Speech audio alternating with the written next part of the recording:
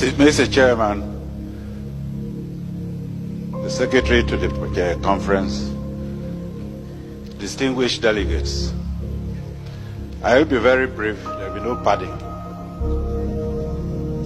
I wish to thank the President for this opportunity for re-engineering the country. I wish to go straight to say that the problem we have in this country is because we are suffering from mental slavery. Over 300 years ago, our parents sold our brothers and sisters into slavery. 300 years later, we are not different. We are still selling ourselves into slavery. There is no originality in this country. This is the root of the problem we have.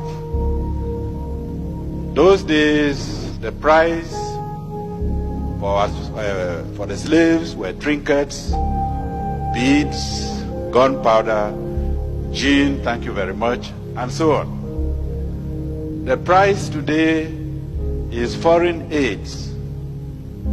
The price today is political influence. The problem we have is not of our own making. And unless we address those issues, our collusion with the colonial masters is going to cause us more problems. If we look all around, look at the ceiling, there is nothing that is new, nothing indigenous in this hall. The country itself is not indigenous.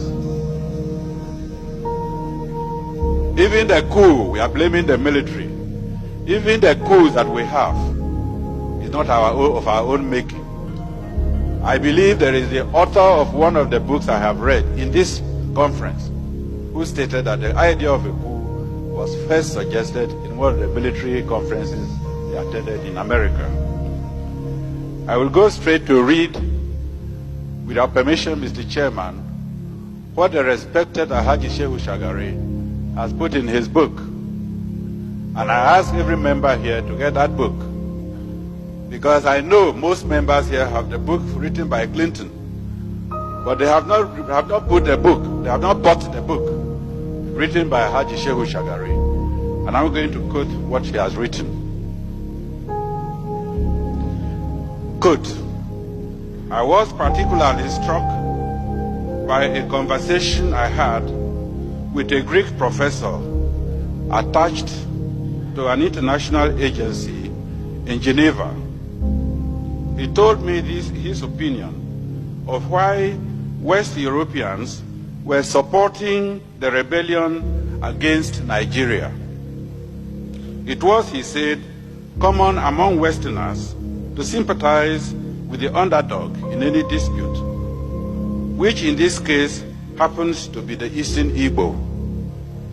But what was even more important to the West was that Nigeria was a potential rival power in Africa, a force which had to be checked before it becomes a threat to Western European interests on the continent.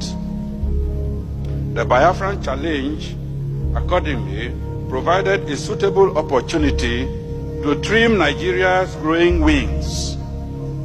He said that according to certain estimates, Nigeria was sitting on a keg of oil, which, given a suitable condition, would make it so rich in just 10 years, that is by 1978, that Nigeria would not require any aid from Europe. Indeed, Nigeria would be in a position to assist other African countries, especially the poorer ones, and thus undermine an important basis on which European influence was exercised over them. I underline that. He did not therefore think that Europe would stand idly by and watch Nigeria become to Africa what the United Nations had become to Western Europe. The rebel enclave, on the other hand, could be encouraged to become a rich but small and manageable African country which will still be dependent on the West, just as some small oil-rich Arab countries have been. Finally,